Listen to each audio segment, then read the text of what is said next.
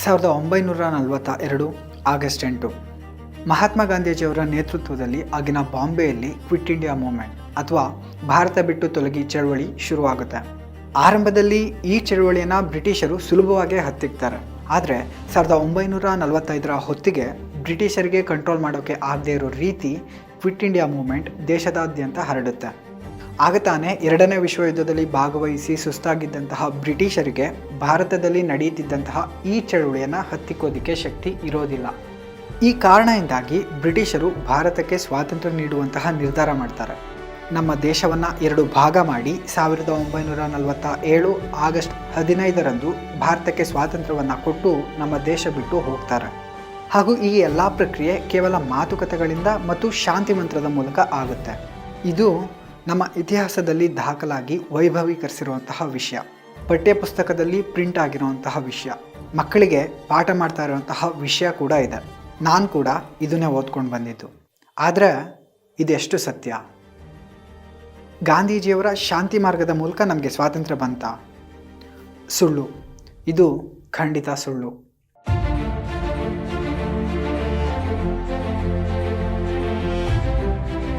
ಸಾವಿರದ 1942ರಲ್ಲಿ ಶುರುವಾದಂತಹ quit India movement ಒಂದು complete failure ಚಳುವಳಿಯಾಗಿತ್ತು. ಇದು ಬ್ರಿಟಿಷರ ಮೇಲೆ ಯಾವುದೇ ಪರಿಣಾಮವನ್ನು ಬೀರಲಿಲ್ಲ. ಈ ಚಳುವಳಿ ಶುರುವಾದಂತಹ ಮಾರನೇ ದಿನವೇ ಅಂದರೆ ಆಗಸ್ಟ್ 9, 1942ರಂದು ಗಾಂಧೀಜಿ, ನೆಹರು, ಪಟೇಲ್ ಹೀಗೆ ಪ್ರಮುಖ ನಾಯಕರುಗಳನ್ನು ಬ್ರಿಟಿಷರು ಬಂಧಿಸಿ ಜೈಲಿನಲ್ಲಿಡ್ತಾರೆ. ಕೇವಲ ಇವರನ್ನು ಮಾತ್ರ ಅಲ್ಲ, 16,000 ಮಂದಿಯನ್ನು ಹಂತ ಹಂತವಾಗಿ ಬಂಧಿಸಿ ಜೈಲಿಗೆ ಅಡ್ತಾರೆ. ದೇಶದ ವಿವಿಧೆಡೆ ನಡೆಯುತ್ತಿದ್ದಂತಹ ಚಳುವಳಿ ಪ್ರತಿಭಟನೆಗಳನ್ನು ತಮ್ಮ ಹತೋಟಿಗೆ ತಗೊಂಡು ಅದರ ಸದ್ದಡಗಿಸ್ತಾರೆ. ಈ ಕ್ವಿಟ್ ಇಂಡಿಯಾ ಮೂವ್ಮೆಂಟ್ ಫೇಲ್ ಆಗೋಕ್ಕೆ ಕೇವಲ ಬ್ರಿಟಿಷರ ಈ ನಿರ್ದಯಿ ಕ್ರಮಗಳು ಮಾತ್ರ ಕಾರಣ ಆಗಿರೋದಿಲ್ಲ.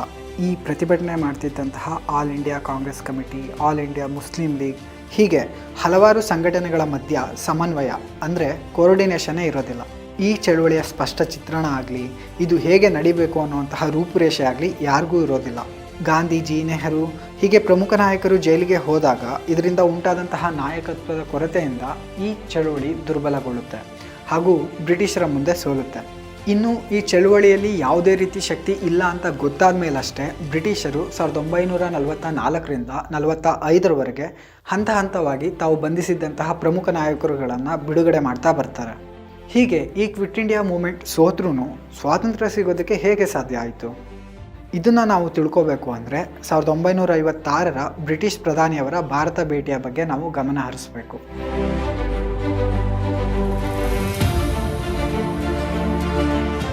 1956ರಲ್ಲಿ ಆಗಿನ ಬ್ರಿಟಿಷ್ ಪ್ರಧಾನಿಯಾಗಿದ್ದಂತಹ ಕ್ಲೆಮೆಂಟ್ ಅಟ್ಲಿ ಭಾರತ ಪ್ರವಾಸದಲ್ಲಿರ್ತಾರೆ. ಈ ಸಮಯದಲ್ಲಿ ಅವರು ಪಶ್ಚಿಮ ಬೆಂಗಾಲ್ಗೆ ಭೇಟಿ ಕೊಟ್ಟಾಗ ಅಲ್ಲಿನ ಗವರ್ನರ್ ಆಗಿದ್ದಂತಹ ಜಸ್ಟಿಸ್ PB ಚಕ್ರವರ್ತಿಯವರೊಂದಿಗೆ ಕೆಲ ದಿನಗಳ ಕಾಲ ಮಾತುಕತೆಗಳನ್ನು ನಡೆಸಲಾಗುತ್ತೆ. ಈ ಸಂದರ್ಭದಲ್ಲಿ ಚಕ್ರವರ್ತಿ ಅವರು ಕ್ಲೆಮೆಂಟ್ ಅಟ್ಲಿ ಅವರಿಗೆ ಒಂದು ಪ್ರಶ್ನೆ ಮಾಡ್ತಾರೆ. 1942ರಲ್ಲಿ ಕ್ವಿಟ್ ಇಂಡಿಯಾ ಮೂವ್ಮೆಂಟ್ ಅಥವಾ ಭಾರತ ಬಿಟ್ಟು ತೊಲಗಿ ಚಳುವಳಿಯನ್ನು ಬಿಟ್ಟರೆ ಸ್ವಾತಂತ್ರ್ಯಕ್ಕೋಸ್ಕರ ಅಂಥ ಮತ್ಯಾವ ದೊಡ್ಡ ಚಳುವಳಿಗಳು ಆಗಲಿಲ್ಲ. ಹೀಗಿದ್ದು ಹಾಗೂ ಇಡೀ ಭಾರತವನ್ನು ತನ್ನ ಕಂಟ್ರೋಲ್ನಲ್ಲೇ ಇಟ್ಕೊಂಡಿದ್ದಂತಹ ನೀವು ಅಂದರೆ ಬ್ರಿಟಿಷರು ಯಾಕೆ ಭಾರತವನ್ನು ಸ್ವತಂತ್ರಗೊಳಿಸಿ ದೇಶ ಬಿಟ್ಟು ಹೋದ್ರಿ? ಇನ್ನೂ ಹಲವಾರು ವರ್ಷಗಳ ಕಾಲ ಭಾರತವನ್ನು ಆಳುವಂತಹ ಅವಕಾಶ ಇದ್ರೂ ಯಾಕೆ ಉಪಯೋಗಿಸ್ಕೊಳ್ಳಿಲ್ಲ ಅಂತ ಕೇಳ್ತಾರೆ. ಅದಕ್ಕೆ ಕ್ಲೆಮೆಂಟ್ ಅಟ್ಲಿ ಅವರು, ನಮಗೆ ಯಾವುದೇ ಚಳುವಳಿಗಳ ಭಯ ಇರಲಿಲ್ಲ, ಆದರೆ ನೇತಾಜಿ ಸುಭಾಷ್ ಚಂದ್ರ ಬೋಸರ ಮಿಲಿಟರಿ ಕಾರ್ಯಗಳ ಪ್ರಭಾವಕ್ಕೆ ಒಳಗಾಗಿ ಆಗಿನ ಬ್ರಿಟಿಷ್ ಸೇನೆ ಹಾಗೂ ನೌಕಾಸೇನೆಯ ಸೈನಿಕರು ಬ್ರಿಟಿಷ್ ಸರ್ಕಾರದ ವಿರುದ್ಧವೇ ತಿರುಗಿ ಬಿದ್ದಿದ್ರು. ಹೀಗಾಗಿ ನಾವು ಭಾರತವನ್ನು ಬಿಟ್ಟು ಹೋಗಬೇಕಾಯಿತು ಅಂತ ಹೇಳ್ತಾರೆ. ಇದಲ್ಲದೆ ಇವರಿಬ್ಬರ ಮಾತುಕತೆಗಳ ಕೊನೆಯಲ್ಲಿ PB ಚಕ್ರವರ್ತಿ ಅವರು ಭಾರತಕ್ಕೆ ಸ್ವಾತಂತ್ರ್ಯ ಸಿಗೋದ್ರಲ್ಲಿ ಗಾಂಧೀಜಿಯವರ ಇನ್ಫ್ಲೂಯೆನ್ಸ್ ಅಥವಾ ಪ್ರಭಾವ ಎಷ್ಟಿತ್ತು ಅಂತ ಕೇಳ್ತಾರೆ. ಆಗ ಕ್ಲೆಮೆಂಟ್ ಅಟ್ಲಿ ಅವರು ಸ್ವಲ್ಪ ವ್ಯಂಗ್ಯವಾಗಿ ನಗುಮುಖದಿಂದ ಮಿನಿಮಲ್ ಅಂದರೆ ತುಂಬ ಕಡಿಮೆ ಅನ್ನೋ ಉತ್ತರವನ್ನು ಕೊಡ್ತಾರೆ. ಈ ಎಲ್ಲ ವಿಷಯಗಳನ್ನು ಹಾಗೂ ಕ್ಲೆಮೆಂಟ್ ಅಟ್ಲಿ ಅವರೊಂದಿಗಿನ ತಮ್ಮ ಮಾತುಕತೆಗಳನ್ನು ಸ್ವತಃ ಜಸ್ಟಿಸ್ PB ಚಕ್ರವರ್ತಿ ಅವರೇ RC ಮಜುಮ್ದಾರ್ ಅನ್ನುವಂತಹ ಪ್ರಮುಖ ಇತಿಹಾಸಕಾರನಿಗೆ ಬರೆದಿದ್ದಂತಹ ಲೆಟರ್ನಲ್ಲಿ ಉಲ್ಲೇಖ ಮಾಡಿದ್ದಾರೆ. ಈ ಒಂದು ವಿಷಯ ಸಾಕು ನಮಗೆ ಹೇಳಿಕೊಟ್ಟಿರುವಂತಹ ಸ್ವಾತಂತ್ರ್ಯದ ಬಗೆಗಿನ ಇತಿಹಾಸ ಸುಳ್ಳು ಅಂತ ಸಾಬೀತು ಮಾಡೋದಕ್ಕೆ. ಇಲ್ಲಿ ಬ್ರಿಟಿಷ್ ಪ್ರಧಾನಿ ಕ್ಲೆಮೆಂಟ್ ಅಟ್ಲಿ ಅವರ ಬಗ್ಗೆ ನಾವು ಇನ್ನೊಂದು ವಿಷಯ ತಿಳ್ಕೋಬೇಕು. ಇವರು ಒಬ್ಬ ಸಾಮಾನ್ಯ ಬ್ರಿಟಿಷ್ ಪ್ರಧಾನಿಯಾಗಲಿ ಅಥವಾ ಆ ಸಮಯದಲ್ಲಿ ಹೊಸ ಪ್ರಧಾನಿ ಏನೂ ಆಗಿರಲಿಲ್ಲ. 1945ರಿಂದ ಬ್ರಿಟಿಷ್ ಪ್ರಧಾನಿಯಾಗಿದ್ದಂತಹ ಇವರ ಮಾರ್ಗದರ್ಶನದಲ್ಲೇ ಭಾರತಕ್ಕೆ ಸ್ವಾತಂತ್ರ್ಯನೂ ಸಿಗುತ್ತೆ ಹಾಗೂ ದೇಶ ಎರಡು ಭಾಗ ಕೂಡ ಆಗುತ್ತೆ. ಇಂತಹ ವ್ಯಕ್ತಿ ಭಾರತಕ್ಕೆ ಅಹಿಂಸೆಯಿಂದ ಸ್ವಾತಂತ್ರ್ಯ ಬಂತು ಅಂತ ಅಂದಾಗ ನಕ್ಕಿದ್ರು. ಹಾಗೂ ಭಾರತಕ್ಕೆ ಸ್ವಾತಂತ್ರ್ಯ ಸಿಗೋದ್ರಲ್ಲಿನ ಗಾಂಧೀಜಿಯವರ ಪಾತ್ರವನ್ನು ಸಾರಾಸಗಟಾಗಿ ತಳ್ಳಿ ಹಾಕಿದರು. ಆದರೆ ನಮ್ಮ ಇತಿಹಾಸ ನಮಗೆ ಹೇಳ್ಕೊಟ್ಟಿರೋದೇ ಬೇರೆ. ಇರಲಿ, ಆದರೂ 1945ರಲ್ಲೇ ಪ್ಲೇನ್ ಕ್ರ್ಯಾಶ್ನಲ್ಲಿ ತೀರಿ ಹೋದರು ಅಂತ ಹೇಳಲಾಗುವ ನೇತಾಜಿ ಸುಭಾಷ್ ಚಂದ್ರ ಬೋಸರು 1947ರಲ್ಲಿ ಭಾರತಕ್ಕೆ ಸ್ವಾತಂತ್ರ್ಯ ಸಿಗೋದಕ್ಕೆ ಹೇಗೆ ಕಾರಣರಾದರು ಅನ್ನೋದನ್ನು ನೋಡೋಣ.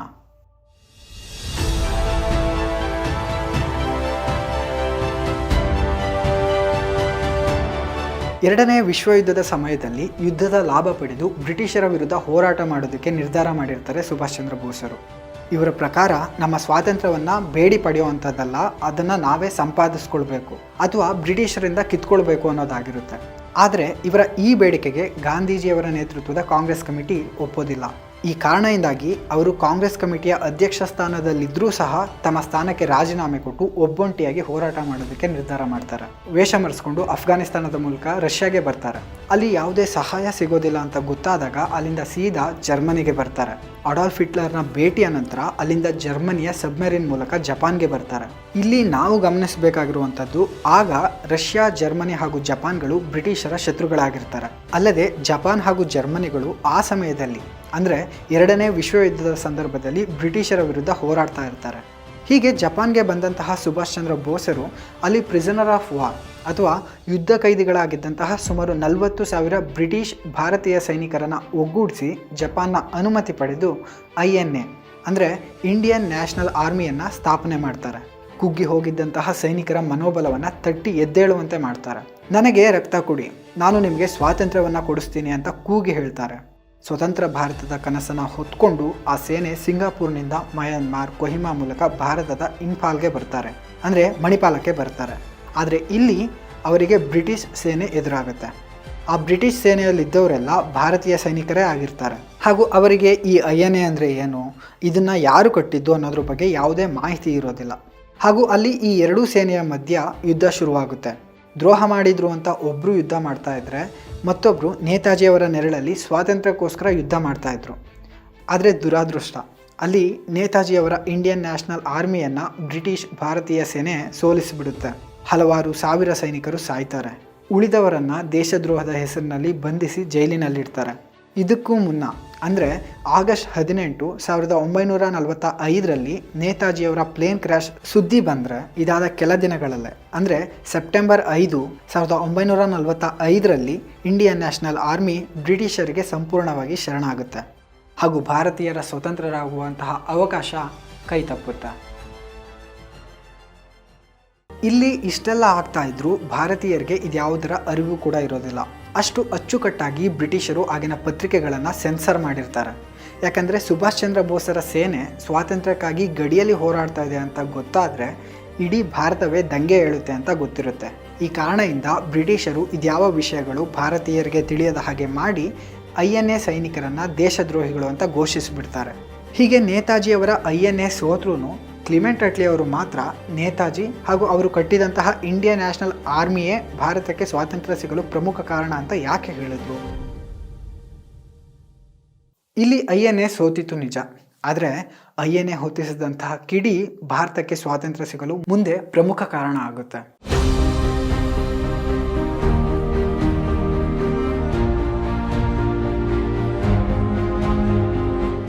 ನೇತಾಜಿಯವರ ಇಂಡಿಯನ್ ನ್ಯಾಷನಲ್ ಆರ್ಮಿಯನ್ನು ಸೋಲಿಸಿ ತಮ್ಮ ಆಡಳಿತವನ್ನು ಭದ್ರಪಡಿಸ್ಕೊಂಡಿದ್ದಂತಹ ಬ್ರಿಟಿಷರು ಒಂದು ಅತಿ ದೊಡ್ಡ ಎಡವಟ್ಟೊಂದನ್ನು ಮಾಡ್ಕೋತಾರೆ. ಅದೇ ನೇತಾಜಿಯವರ ಇಂಡಿಯನ್ ನ್ಯಾಷನಲ್ ಆರ್ಮಿಯ ಸೈನಿಕರನ್ನು ಬಹಿರಂಗವಾಗಿ ನೇಣಿಗೇರಿಸಿ ಎಲ್ಲರಲ್ಲೂ ಭಯ ಹುಟ್ಟಿಸಬೇಕು ಹಾಗೂ ಮುಂದೆ ಯಾರಿಗೂ ಸ್ವಾತಂತ್ರ್ಯಕ್ಕಾಗಿ ಬ್ರಿಟಿಷರನ್ನು ಎದುರು ಹಾಕಿಕೊಳ್ಳಲು ಧೈರ್ಯ ಬಾರದಂತೆ ಮಾಡೋದಕ್ಕೆ ನಿರ್ಧರಿಸ್ತಾರೆ. ಹಾಗೂ ಇದಕ್ಕಾಗಿ ಬಹಳಷ್ಟು ಪ್ರಚಾರ ಕೊಟ್ಟು ಸಾವಿರಾರು ಜನರನ್ನು ಸೇರಿಸಿ ಅವರೆಲ್ಲರ ಮುಂದೆ INAನ ಕೆಲ ಸೈನಿಕರನ್ನು ಶಿಕ್ಷೆಗೆ ಒಳಪಡಿಸ್ತಾರೆ. ಆದರೆ ಹೀಗೆ ಮಾಡಿದ ಬಳಿಕ ಬ್ರಿಟಿಷರ ಲೆಕ್ಕಾಚಾರ ಎಲ್ಲ ತಲೆ ಕೆಳಗಾಗುತ್ತೆ. ಇಲ್ಲಿವರೆಗೂ INA ಅಂದರೆ ಏನು, ಅದನ್ನು ಯಾರು ಸ್ಥಾಪನೆ ಮಾಡಿದರು ಅಂತ ಗೊತ್ತಿಲ್ಲದಂತಹ ಭಾರತೀಯರಿಗೆ ಈಗ Netaji Subhash Chandra ಬೋಸರಿಂದ ಸ್ಥಾಪಿಸಲ್ಪಟ್ಟಂತಹ Indian national army ಭಾರತೀಯರಿಗೆ ಸ್ವಾತಂತ್ರ್ಯ ಕೊಡಿಸಲು ಹೋರಾಡ್ತಾ ಇತ್ತು ಅನ್ನೋ ವಿಷಯ ಗೊತ್ತಾಗುತ್ತೆ. ಬೀದಿಗಳಲ್ಲಿ ಹೋರಾಟಗಳು ಶುರುವಾಗುತ್ತೆ. ನೇತಾಜಿಯವರ ಫೋಟೋ ಹಿಡಿದು ಎಲ್ಲೆಡೆ ಪ್ರತಿಭಟನೆಗಳು ಶುರುವಾಗುತ್ತೆ. ಬರೀ ಇಷ್ಟೇ ಆಗಿದ್ದರೆ ಪರಿಸ್ಥಿತಿಯನ್ನು ಬ್ರಿಟಿಷರು ಹೇಗೋ ನಿಭಾಯಿಸ್ತಿದ್ರೋ ಏನೋ. ಆದರೆ ಈ ಪ್ರತಿಭಟನೆ ರಾಯಲ್ ಇಂಡಿಯನ್ ನೇವಿಗೂ ಹರಡುತ್ತೆ.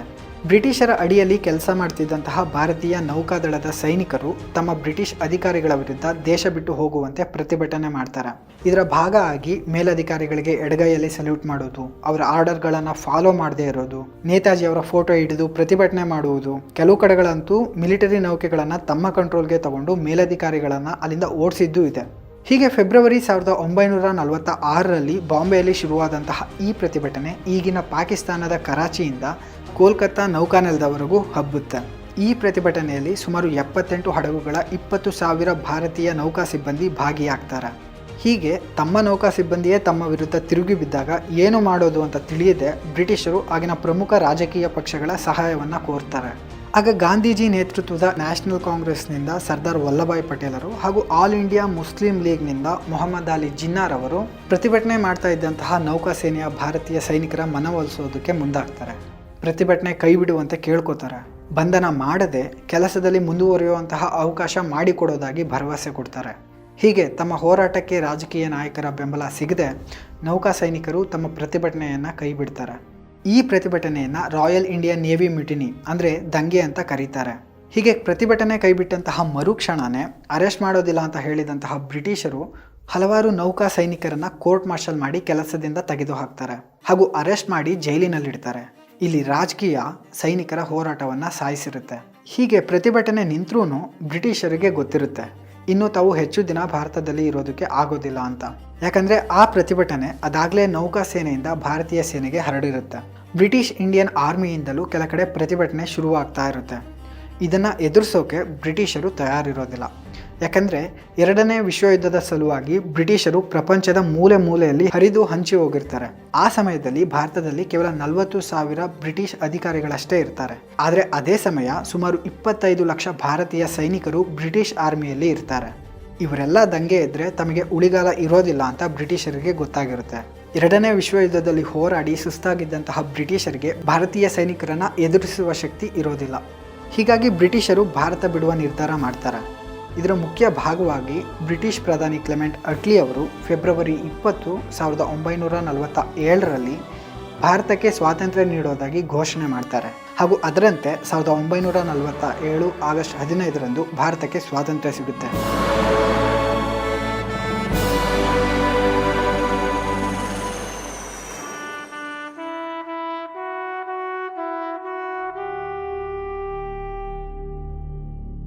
ವಿಪರ್ಯಾಸ ಅಂದರೆ ಹಾಗೆ ಸ್ವಾತಂತ್ರ್ಯ ಸಿಕ್ಕಿದ ನಂತರ ಕೂಡ ಆ ಸ್ವಾತಂತ್ರ್ಯಕ್ಕೆ ಕಾರಣರಾದಂತಹ ರಾಯಲ್ ಇಂಡಿಯನ್ ನೇವಿ ಸೈನಿಕರಿಗೆ ಮತ್ತು ನೇತಾಜಿಯವರ ಇಂಡಿಯನ್ ನ್ಯಾಷನಲ್ ಆರ್ಮಿಯ ಸೈನಿಕರಿಗೆ ಭಾರತೀಯ ನೌಕಾದಳ ಹಾಗೂ ಸೇನೆಯಲ್ಲಿ ಕೆಲಸವನ್ನು ಕೊಡೋದಿಲ್ಲ. ಅವರ್ಯಾರಿಗೂ ಸೇನೆಯಲ್ಲಿ ಅವಕಾಶ ನೀಡಬಾರ್ದು ಅಂತ ಆಗಿನ ವೈಸ್ರಾಯ್ ಲಾರ್ಡ್ ಮೌಂಟ್ ಬ್ಯಾಟನ್ ಆಗಿನ ರಾಜಕೀಯ ನಾಯಕರ ಮೇಲೆ ಒತ್ತಡ ಹಾಕಿರ್ತಾರೆ. ನಮ್ಮ ರಾಜಕೀಯ ನಾಯಕರು ಸಹ ಅವ್ರು ಹೇಳಿದ ರೀತಿಯಲ್ಲೇ ಇವ್ರು ಯಾರಿಗೂ ಸೇನೆಯಲ್ಲಿ ಅವಕಾಶ ಸಿಗದೇ ಇರೋ ಹಾಗೆ ನೋಡ್ಕೋತಾರೆ. ಇವ್ರು ಯಾರಿಗೂ 1970ರ ತನಕ ಪೆನ್ಷನ್ ಕೂಡ ಸಿಗ್ತಾ ಇರಲ್ಲ. ಅದೇ ಜಲಿಯನ್ ವಾಲಾಬಾಗ್ ಹಾಗೂ ಭಾರತದ ವಿವಿಧೆಡೆ ನಡೆದಂತಹ ಹಿಂಸಾಚಾರದಲ್ಲಿ ಬ್ರಿಟಿಷರಿಗೆ ಸಾಥ್ ಕೊಟ್ಟಂತಹ ಭಾರತೀಯರಿಗೆ ಹಾಗೂ ಭಾರತೀಯ ಅಧಿಕಾರಿಗಳಿಗೆ ಸ್ವಾತಂತ್ರ್ಯ ಬಂದ ನಂತರ ಕೂಡ ಕೈ ತುಂಬ ಸಂಬಳ ಕೊಟ್ಟು ಅವರ ಉದ್ಯೋಗದಲ್ಲಿ ಮುಂದುವರಿಯುವಂತಹ ಅವಕಾಶ ಕೊಡಲಾಗುತ್ತೆ. ಇಲ್ಲಿ ನಾವು ಯಾರೊಬ್ಬರನ್ನೂ ಕಡೆಗಣಿಸಿ ಮತ್ತೊಬ್ಬರನ್ನ ಮೇಲೇರಿಸಿಲ್ಲ. ಇದು ಯಾರ ಪರ ಅಥವಾ ವಿರೋಧ ಕೂಡ ಅಲ್ಲ. ಸ್ವತಂತ್ರ ಭಾರತಕ್ಕೆ ಕಾರಣರಾದಂತಹ ನಿಜವಾದ ಹೀರೋಗಳನ್ನು ನೆನಪಿಸಿಕೊಂಡು ಈ ಬಾರಿಯ ಸ್ವಾತಂತ್ರ್ಯೋತ್ಸವದ ಅಮೃತ ಮಹೋತ್ಸವವನ್ನು ಅರ್ಥಪೂರ್ಣವಾಗಿ ಆಚರಿಸುವಂತಹ ಉದ್ದೇಶ ಅಷ್ಟೇ. ನಾನು ಹೇಳಿದಂಥ ಕೆಲ ವಿಚಾರಗಳ ರೀಡಿಂಗ್ ಮೆಟೀರಿಯಲ್ ಅಥವಾ ಸ್ಟಡಿ ಮೆಟೀರಿಯಲ್ಗಳನ್ನ ಈ ಕೆಳಗಡೆ ಡಿಸ್ಕ್ರಿಪ್ಷನಲ್ಲಿ ಕೊಟ್ಟಿರ್ತೇನೆ. ಎಲ್ಲರಿಗೂ 75ನೇ ಸ್ವಾತಂತ್ರ್ಯ ದಿನಾಚರಣೆಯ ಹಾರ್ದಿಕ ಶುಭಾಶಯಗಳು. ಜೈ ಹಿಂದ್, ಜಯ ಭಾರತ.